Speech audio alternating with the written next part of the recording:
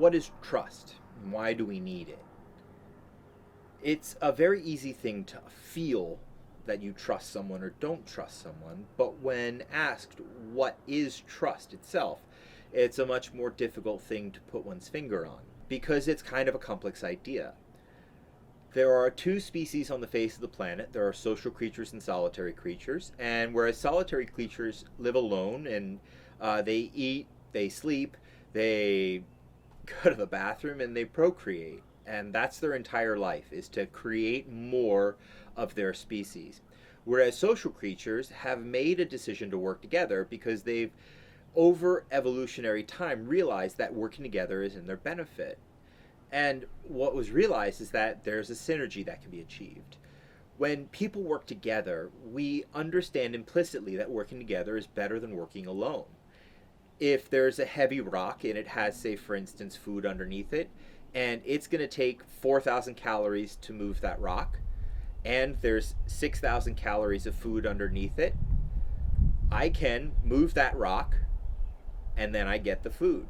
Well, what happens if I can't move the rock by myself? What happens if I push on that rock all day long, and no matter what I do pushing on that rock, I can't seem to move it? I've wasted the energy, but I didn't get the food out. Now, we've decided that when we work together, the four of us now, if we all put in 1,000 calories worth of energy, and we get the 6,000 calories of food, we get 1,500 benefit. So not only do we have to spend less energy, we get the guarantee that we're going to be able to get the reward because we've worked together. We assess trust on a constant basis in order to figure out what's going to be our best path forward as an individual. We know that people around us are there to help us and hurt us, and it's a constant game of, do I trust this person or not? The way we assess trust is through behavior.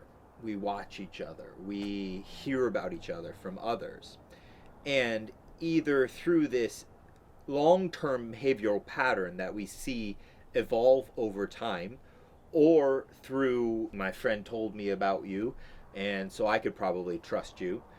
We make this determination on the fly of whether we want to work together with people or we want to be associated with people. When we work together, we achieve these synergies because the whole is greater than the sum of the parts, and we know implicitly that if we join into this shared work, we're going to get out more than we would if we would work alone. What we've come to realize, though, is that trusting in an individual in analog is not exactly the same as trusting in an individual digitally. Trusting in an individual in analog means seeing their behavior over and over again, seeing patterns emerge. And you can also, through social regard, I heard from somebody that you're a good person or you're not a good person. It's an easy way to build a web of trust by actually being there and trusting the people around you. And this is what we've done for a long time, throughout our history, actually.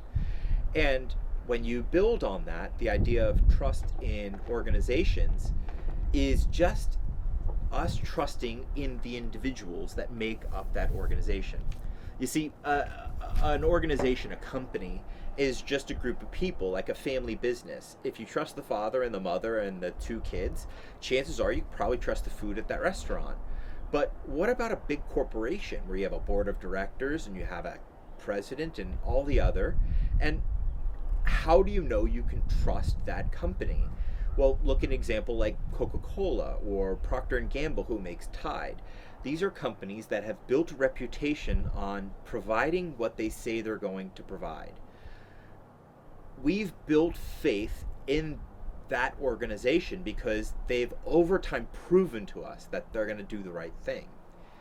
And when you start talking about institutions, the difference between an institution and an organization is that institutions persist over time. While organizations can persist over time and turn into an institution, kind of like Coca-Cola is sort of an institution, it's everywhere in the world. It's not exactly the same thing as, say, like a constitution or a government. Institutions are organizations that persist throughout history. So not only do you have to trust the people that are in charge of the institution today, but you have to trust in the people who created the institution and who have held the institution throughout time. This is a long-standing process that takes a lot of been there, done that. You saw it, your parents saw it, your grandparents saw it.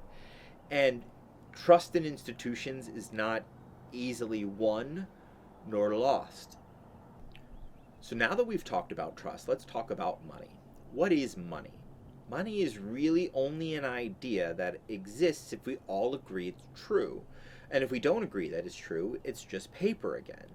So money is actually something that is durable, portable, uniform, divisible, limited in supply, fungible, and acceptable.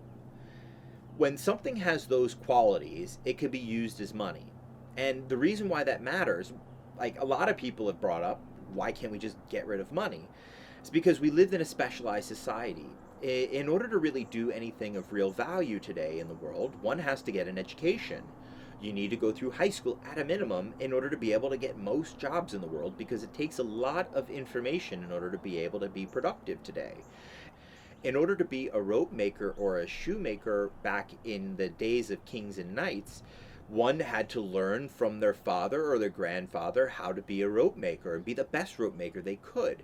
And you would be a very good rope maker, but if you didn't know how to raise hogs, what if the hog farmer didn't need a rope? He needed shoes. You'd have to go find the shoemaker and trade him a rope. But what if they didn't need a rope?